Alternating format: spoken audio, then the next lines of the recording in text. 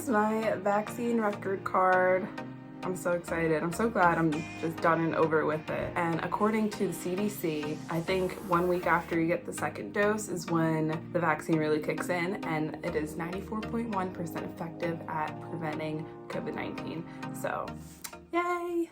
Hey guys, what's up and welcome back to my channel. Today I wanted to talk to you guys about my experience getting the COVID vaccine. So I got my second shot on Friday, and I'm not gonna lie, I'm kind of struggling with energy today just because I did experience some side effects, and I just wanted to be transparent with you guys and share what I went through and help you guys make an informed decision on whether you guys should get the vaccine or see if you're experiencing the same side effects as someone else. Even though I got some side effects, I'm so excited to have gotten the vaccine. I never got COVID, and hopefully because of this vaccine I never will, and the side effects definitely are a lot less severe than me getting a full-blown COVID infection. I'm very grateful that I got the opportunity through my job to get the vaccine and that I'm sitting here today on the other side of all of this, and I'm hoping that this is just gonna get the ball rolling on getting life back to how it was pre-pandemic. If you guys are interested in that, please continue watching and like this video if you found it helpful, informational, entertaining, and any questions or thoughts, comments,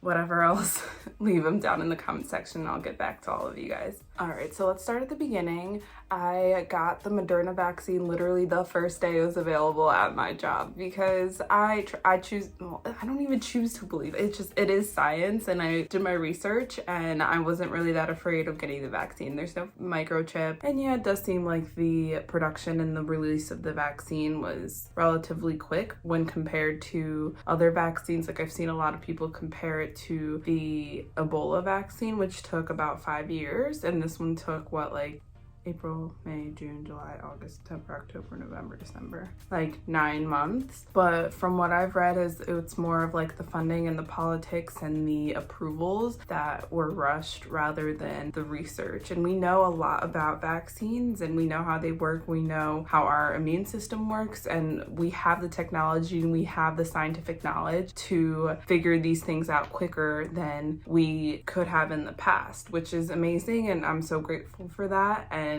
that's what makes me trust in science, and the fact that some people kind of treat science as like optional to believe, like it's like a faith. It's not, it's fact, scientific fact, and there's nothing unsafe about the vaccine. And yeah, there are some side effects, but there's side effects to every vaccine, every medication, anything that you take. There's side effects to the food you eat, you know what I mean? Like everybody will react differently and you might experience some unpleasant side effects, but the bottom line is that the vaccine will always be a lot more tolerable than the actual disease that it's preventing. I am proud to say I've never gotten COVID, even though I work in the hospital, even though I still met up with a few friends during like our quarantine, even though my family in my house have gotten COVID, I didn't get it. So I'm lucky and I want to keep it that way. So I'm glad that I got my vaccine over with, and I was excited to get it. So I got it the first day it was available, which was December 22nd, and the shot was literally painless. I swear I did not feel the needle going into my arm like at all. So I got it in the afternoon at around 4 o'clock. And I would say by the time I got home, like 8 p.m., your arm always gets a little bit sore after, like, you know, a needle impales your muscle. But this was a little bit more than like, you know, your regular flu shot or any kind of other vaccine that you've gotten in the past that you remember. So my arm was pretty sore. I couldn't sleep on that side just for that night, and it was pretty transient, and by the next night I would say my arm was like almost back to normal.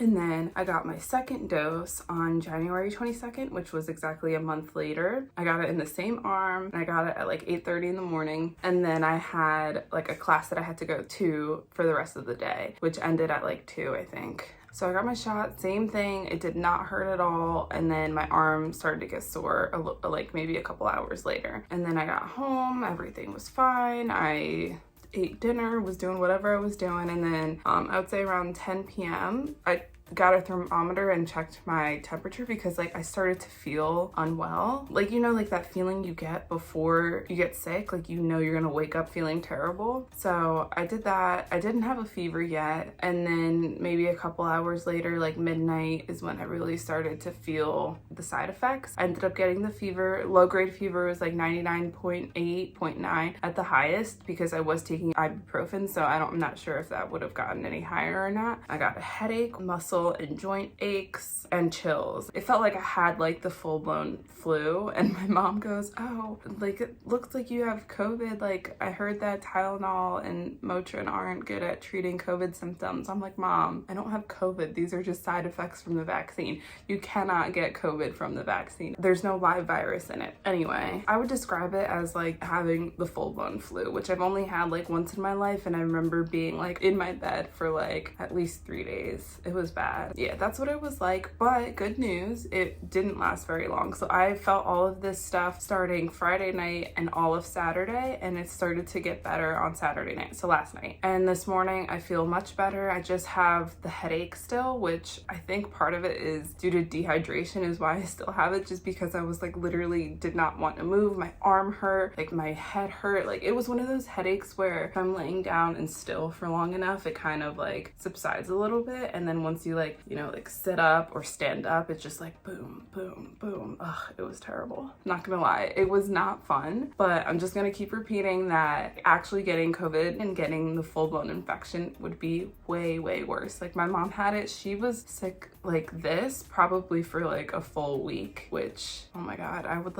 cry. It was terrible. If I could trade feeling this sick for a week or for not even 24 hours, of course I'm gonna take 24 hours. And if that means I'm never gonna have to experience that, hell yeah, sign me up. Like I said, I'm happy that I got it, happy that I got the opportunity to. My sister was telling me the other day that like they're trying to open it up for the general public, but people are getting appointments to get the vaccine in like April, May, June. Like it might be a while for some people to have access to the vaccine. So I'm very grateful and very thankful that they opened it up to healthcare professionals first. I had heard that the second dose elicited more side effects from people, but I was like, I never get side effects. Like usually I get the vaccine, all I get is a sore arm. Like I never get even like a low grade fever or anything like that from the flu shot. So I was like, I'll be fine, like whatever. Like I'm not gonna put like negative like energy towards like getting side effects. I was like, I'm not gonna get it, I'll be fine. And I got some side effects and it's fine. And I've heard of people that didn't, and I've heard of people that did. Like most people that I work with did not get any side effects from the first dose. Maybe like a little headache and like a little bit of itching, but other than that, most people that I talked to didn't have any effects from the first dose. And I haven't been back at work, but I am definitely gonna ask everyone what their experience was, because I know my preceptor, she had gotten it on Wednesday and then was coming back to work on Friday. So that would have been me getting it on Friday and having to work today, which I mean, I would have been able to do it if I had to, but I'm also very glad that I have today and the next day off, just because I didn't get anything done this weekend. I don't have any food prepared. My room is a mess. I have to do laundry. I was just useless yesterday. So my advice is definitely do it on a day where you don't have anything to do for at least the next day, but I would say for at least 2 days afterwards, just because you're not going to want to go to work or get any of your chores or responsibilities done when you're not feeling your best. So